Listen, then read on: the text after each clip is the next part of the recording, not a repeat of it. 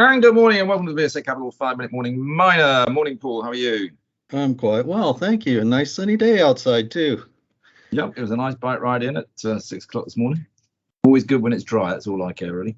Anyway, let's get cracking because there's quite a lot of news out of companies, and particularly companies that either VSA acts for or the Shanghai Mining Club acts for.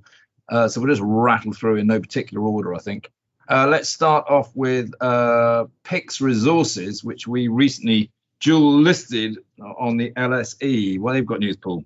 Yes, they do. They've formally announced that they have begun producing and selling titanium minerals from the Mandiri separation plant on the island of Kalimantan. Mandiri deposit is a zircon-skewed, meaning it's zircon rich or abnormally rich mineral sands deposit there. But now that they've increased the throughput rate of the plant up to 24,000 tons per annum, it's economically worthwhile to recover the rutile and ilmenite, even in the lower concentrations in the ore itself. So they have begun selling rutile and ilmenite concentrates as well. It's quite a sizable company, PIX Resources, actually. If people want to know more about it, then please do get in touch with us. Moving on quickly, Apollo Silver, who's one of the companies that the Shanghai Mining Club works for, and we do as VSA as well a bit. I met them actually also when I was in Vancouver, but a bit of news out of there, Paul.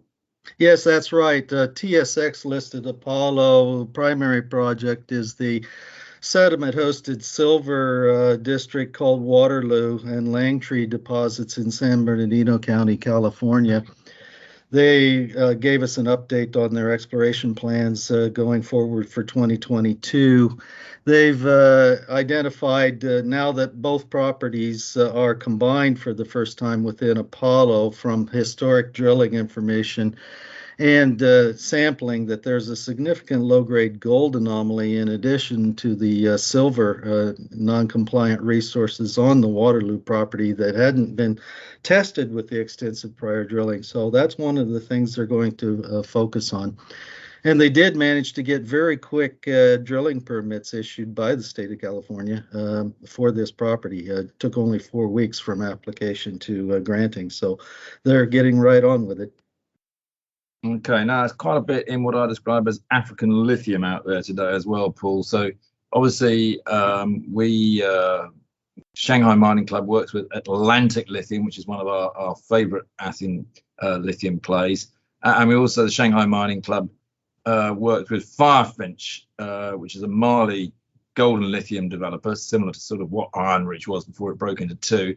But also Liontown Resources, which has got African lithium as well, has got some news today. Do you want to just put all of that together quickly, Paul?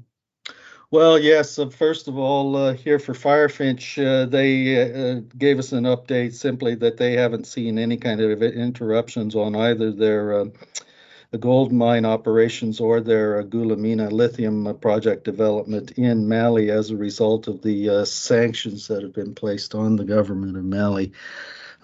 Many companies that operate in Mali, as we mentioned yesterday, have been keeping investors informed as to whether or not there have been any disruptions due to these sanctions. But so far, nothing has appeared. So hopefully that will stay the same case here.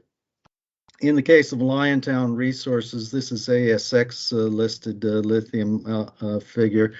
They have managed to sign an offtake agreement with the lithium subsidiary of LG Chem here for the Kathleen Valley spodumene resources in West Australia.